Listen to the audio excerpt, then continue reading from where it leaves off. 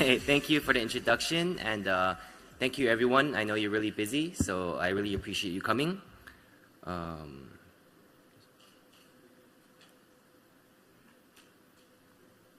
Sorry, how do I go forward? Excuse me? Excuse me, how do I go forward to the next slide? The green one, right? Okay. So this will be split into 3 parts. The first part will be introducing the Vietnam market. Second part will be talking about what happened this year. And the third part will be what we think is going to happen the year after. So this is a brief overview of the Vietnam market. I know everyone probably has different levels of understanding. So let me give you a general breakdown. So almost 100 million people. So the numbers look good. Mobile game users are around 30 million or more, which is about half the number of smartphones in Vietnam right now. Vietnam has nearly 60 million smartphones.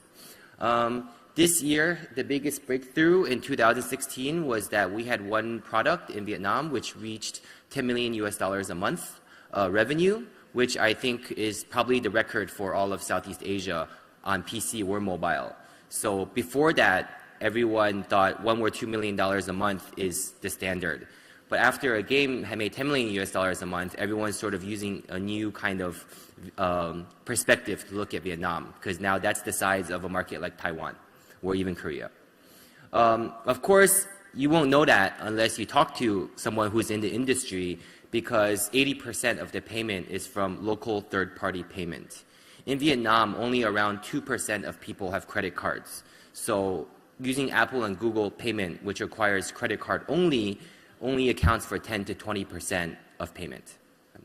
Lastly, we calculated through a lot of market research, talking to people and guessing, that the Vietnam market last year was around $200 million, which is around $20 million bigger than the Thai market. We project this to grow at an even faster rate in the coming year, in 2017. So, brief numbers, I'm going to go through it very fast. I think I don't need to talk much. You can look at it yourself. But game users, 30 million, mobile game revenue, $200 million. So you can see the scale is still a lot smaller than places like Taiwan, South Korea, Japan, China. But if you look at the population, we see the huge growth coming potential in the next couple of years. So something that we want to point out about the Vietnam market, one is the age. You can see that the young users, even for hardcore and mid-core games, is a really big amount. And the average age in Vietnam is around 6 or 7 years younger than China. So the young users are sort of the future of the country right now, coming up. And next, you can look at the login rate. When we looked at Korea or China, the number of people who are logging in from 6 to 9 a.m. are only around 20 to 30%. So in Vietnam, people wake up early. There's a lot of sun, and people like to wake up and play the games while drinking coffee in the morning. This is a very important thing when you're doing operations, because if you do the event, if you don't do a morning event, you're often missing out on a lot of potential revenue. And if you look at 9 to 11, when people are traveling to work, there's no subway yet. Everyone's driving a motorbike, so it's not like China where people are playing on the subway as well either. Now, what happened in 2016? Generally in the past, we've always talked about Vietnam as being a great MMORPG market. You have Chinese martial arts games going over and making millions of dollars. But what happened in this year that made us start thinking differently, right? So if you look at the typical understanding of any of you who've been to the Vietnam market, okay, it's martial arts games, Chinese-style graphics, very serious graphics. 2D, 2.5D MMORPG, because the phone specs are not very high yet, and is the guys, right? The guys play, they'll pay to fight with each other, they'll do PvP. They're very like Chinese users in the beginning of the mobile game stage. So what we did this year is that we started challenging these perceptions, and we said, look, in China, in Korea, in Japan, you have all sorts of games that are very popular. In Vietnam, why does everyone say that you can't do it?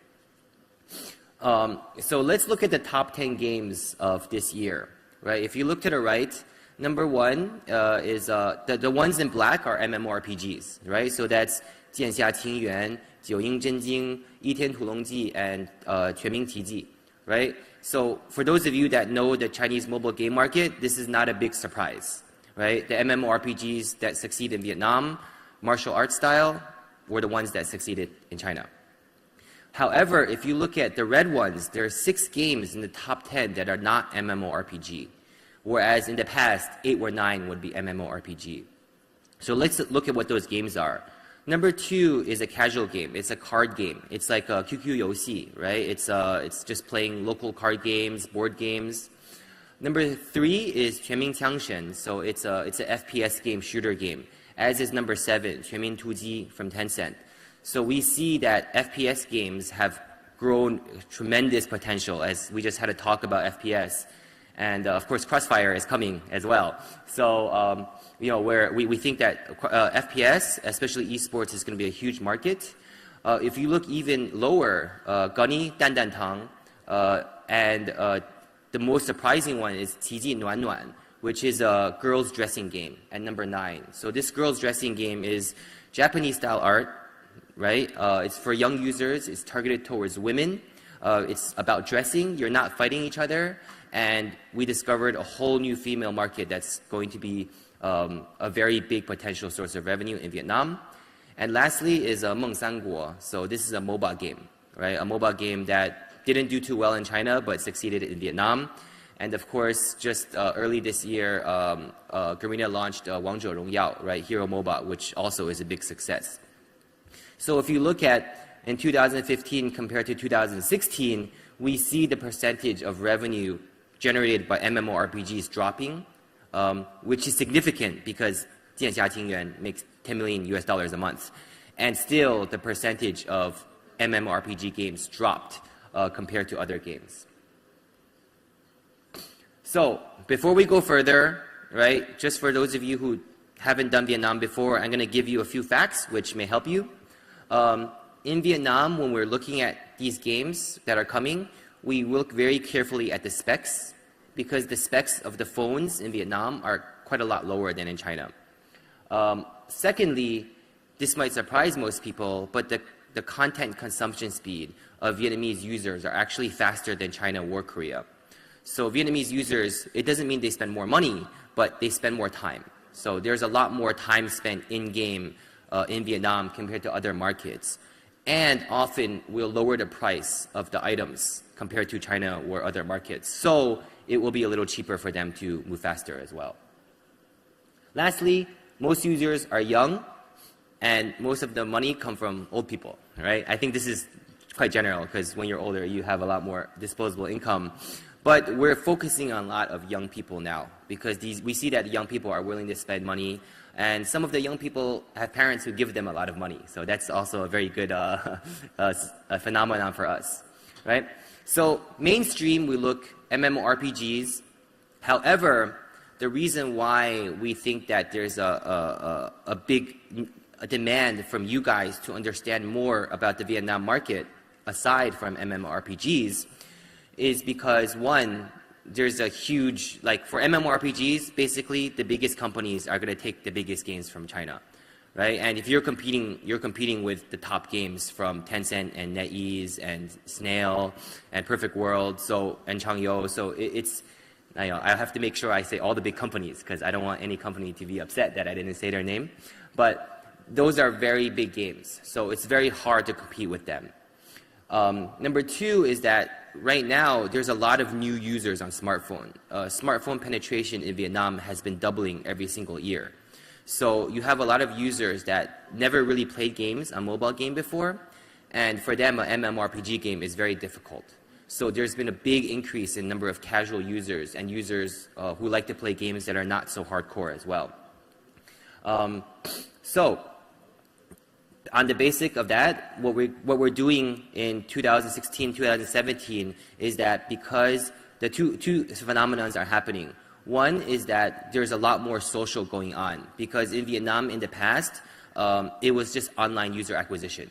In Vietnam, it's illegal to do ads outside. If we're going to do ad for a game, we have to do it inside a closed environment. We cannot do it outside. right? Because it's bad for the public image, right?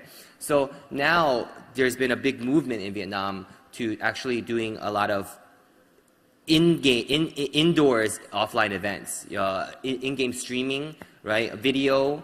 There's been a lot of more social interaction in terms of offline events in cafes as well, and a lot of more focusing on PR rather than just buying the users. And number two is that we're starting to see games that are targeting different kinds of users as more and more people get smartphones and more people are playing mobile games. So if you look here, going sort of from top to bottom, right? MMORPGs and card battle games are sort of the traditional games that started, that everyone knew how to play, because the first wave of mobile game players came from PC.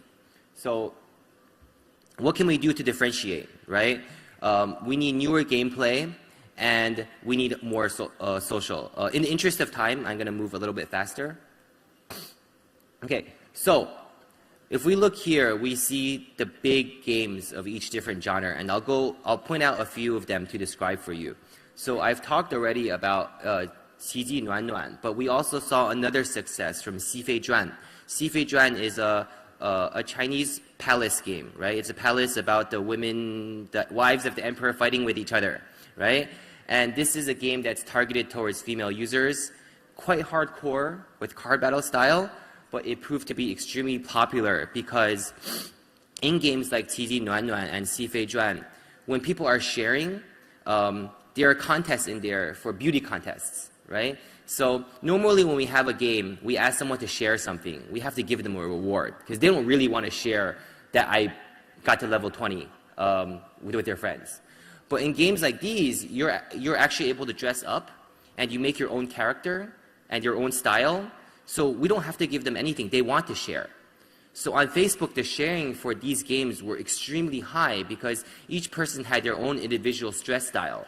And no dress style is better than the other style. It's just more suitable for the certain beauty contest, right? If the topic is going to the beach, then they would dress like going to the beach, but everyone has a different style. And they were really anxious to share these things that they created for themselves, rather than I achieved level 30, which anyone can do with enough time, right? Secondly, I'll go really fast through the later slides as well. I'm going to go talk directly about it. So 九阴真经, or Age of Wushu from Snail Game, is a game that was quite surprising to us in terms of success, mainly because the gameplay of this game is very different than the other traditional MMORPGs. If you've played this game, you know that it's really hardcore. But the way that they did combat was they used a rock, paper, scissors, very simple kind of style of combat when fighting against each other. As compared to other style of MMORPGs, and we were able to really target a very specific hardcore group of gamers who came over from PC games with this game as well too, and it became a really big success. Secondly, these are the mobile and FPS games. So esports became really big. As you can see, 王者荣耀 and 全民枪神, right? The mobile game and FPS game became really big in Vietnam. So esports is still very small in Southeast Asia. In China and Korea, esports can make a lot of money. In Vietnam, you cannot make a lot of money through esports, but you can get a lot of users and do a lot of good branding for your esports. So you really have to have a different mindset when you come in. However, we believe that in 2017, 2018, that esports is going to have a huge boom in Southeast Asia as well. So these kind of games are highly in demand in Vietnam, but very few. There's probably only 2 mobile games and 2 FPS games right now that are of any value in the market. Next is the female market as well. We actually found out that because there's so many female players from the Candy Crush heyday time, that they really are looking for a lot of games, and there's no games on the market for them. So we were able to reach 500,000 daily active users in Vietnam very quickly in the first month, which is a really big number for female games as well too. And we're definitely looking for more, so if you have, please show us. Lastly is social. So this is a game that actually developed in-house by us called Sky Garden, and what it really focuses on is social interaction between users. And because more and more of these users are very young. They really look for things in game, such as chatting in the game, talking within the game, ways to reach out to other gamers as well through Facebook and other groups, which really need to be used. Okay, I only have 1 minute and 30 seconds left, so I'm going to go quickly. Can I go back? Okay, no. So anyway, in conclusion, we think that Vietnam, obviously the MMORPG market is going to be extremely big in 2017, 2018. However, if you have a game which has strong social, esports capability, and you have a game which is able to appeal to broad users in Vietnam, we believe that the time for this kind of game to enter Vietnam is good. And I hope that when we look at Vietnam market in the future, we won't be just looking at a certain kind of graphics and certain kind of game. And they will be looking more at different kind of IPs as well. Because the older generation, they love the Chinese Jin-Yong, Zhangguo kind of games. But the younger users are just like in China, are interested in all sorts of IP as well. And if you look here, relative interest by IP, you can see that Chinese, Korean, Japanese, esports IP all have a lot of traction in Vietnam right now. So we are really, really interested in terms of getting different kind of genre games, different kind of IP games. And right now we feel that the market, the time to enter market would be in this year. Okay, so before they kick me out, this is the last slide I want to talk about. So one really important thing is that the game specs have been really growing very fast in Vietnam. They're actually around the same as Thailand when we did our research at the end of the year. So 3D games are going to be a big trend as well this year. The market's going to be big enough for 3D games. And number two is that if you come into Vietnam, there's a lot more channels now for esports and streaming, like YY or Bigo kind of streaming as well too. So make sure you take advantage of that when you go into the Vietnam market. So that's it. Thank you.